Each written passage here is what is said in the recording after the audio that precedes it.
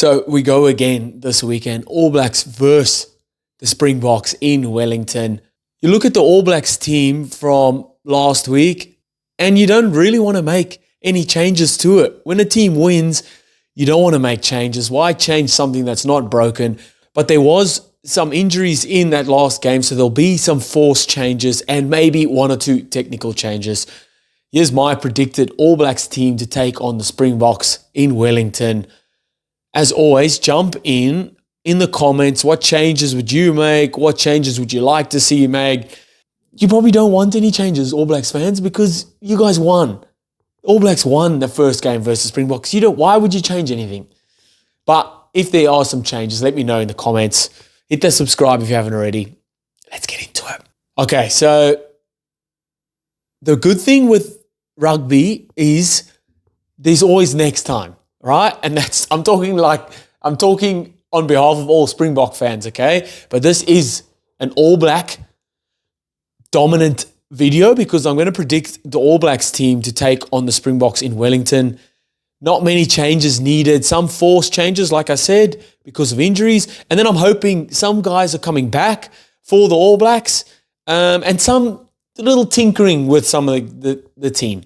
So this is my All Blacks team to take on the Springboks in Wellington. Tyrell Lomax, Samisoni Tokiaho and Fletcher Newell up front. Then Scott Barrett, Tupou, Scott Barrett captain. Back row of Simon Parker, Artie Savia, Wallace Atiti. Then Cam Roygod and Bowden Barrett. Asterisks next to Cam Roygod's name. Centres Geordie Barrett and Billy Proctor. Back three of Rico Ioane, Lester Fainga'anuku and Will Jordan.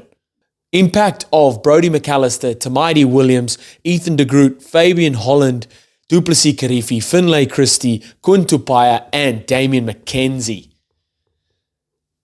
What do you guys think? I like this team's a very, very strong side.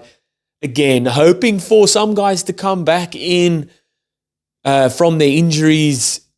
A bit unfortunate for some of the other guys that did get injured.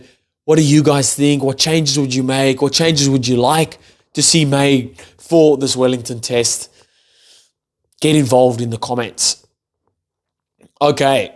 Let's start it off. So up front, Tyrell Lomax, Fletcher Newell, and Samisoni Tokiaho. So on Tokiaho first, Cody Taylor, HIA, failed his HIA test, has a 12-day stand-down period, so he's out for this game. So I think Tokiaho comes out to start and then Brodie McAllister on the bench. They've brought George Bell into the squad, just a precautionary cover if something happens throughout the week, I'm guessing. But I think they'll go this natural progression of these guys, the pecking order that just goes up one. Tokiaho's been unreal every time he gets an opportunity.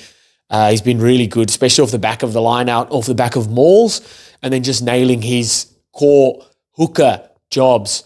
Tyrell Lomax, first game back last week, come off the bench. The scrum for the All Blacks struggled a bit. Definitely struggled. That's probably the only area of the game that the Springboks dominated in last week.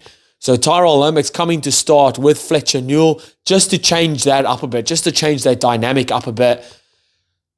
I don't know if that'll better the scrum or worsen it. Did it get worse the later the game went on? Because that one scrum from the Springboks that led to Malcolm Marx's try, that was scary stuff. So maybe just a change up there that'll help it, and then you bring Williams and Ethan de Groot on later.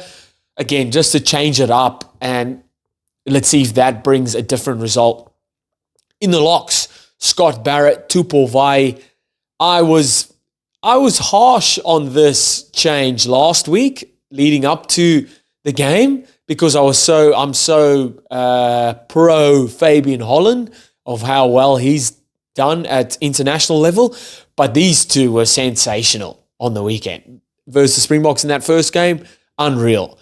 Nailed their core jobs as a locking partner, were fantastic line-out time. Got through a ton of work. I thought Tupou just upped his physicality as well. And then I think the Scott Barrett haters can calm down a bit now, because week in, week out, he's been great. physical as all hell, does what he needs to do, really good in his captaincy role as well, very calm when he speaks to the ref, and that's what you want there. So I think they stick with that partnership, and then they stick with the back row partnership of Simon Parker, Ardie Savea, Wallace Atiti. I don't have to talk on Ardie Savea, I don't think, but I want to anyway. He was unreal, sensational, just all the big emphasis words that you can use, and you're still underrating him. I think he's, without a doubt, one of the best rugby players to ever play the game. Fantastic. He's in there all day, every day. Wallace Atiti was really good, strong ball carries, strong tackles as well, and he's just finding his groove again off the back of horrid injuries, getting back into it. So I think they'll go with him at 8 again. Simon Parker was really good. Physical, took a lot of the heat off Ardie Savea in a sense, where he let Ardie Savea do his thing, but Simon Parker doing his thing also makes that Ardie Savea doesn't have to do a lot of that donkey work, because Simon Parker is in there now, making the big, strong ball carries as well, making strong defensive efforts, being a pest at ruck time, and he's just a bigger body as well. So I think that combination and that partnership there works really well. Then on the bench, you've got Duplessis Kirifi that can come on and bring you that dog later on. Wallace Atiti jumps off, Kirifi comes on, and that's just, man, good luck stopping that back row then. So I'm liking that. 9 and 10, I've gone Cam Roygaard, Beauden Barrett. I think he only was a little stress factor in his foot. Roygaard, get out there. We want to watch you play. Even though I'm a Springbok fan, I want to watch you play. Get Cam Roygaard back out there. Jokes aside, though, if he's not fit, Finlay Christie and then Carl Preston, they were fantastic. Finlay Christie was. I hope he silenced a lot of his haters as well. He was sensational. So if Roygaard isn't ready, Christie's fine. He jumps in there and does what he has to do. His defense around the rucks, I said it last week. He was really good at that. And he nailed that. Made some big tackles on some big Springbok forwards. So good on him there. But Cam Roygaard, get him in there. Beauden Barrett nailed his job as well. They took away the kicking to poles duties away from him. Geordie Barrett took that in his stride. And then when D-Mac came on, he took over. That's what you want. It allowed Beauden Barrett to just concentrate on what he had to do. His first touch was the cross kick for Narroweye. Then that banana 50-22, unreal. So I think they go with that. Again, if Roygaard isn't ready, Finlay Christie will be ready and Carl Preston will be ready as well.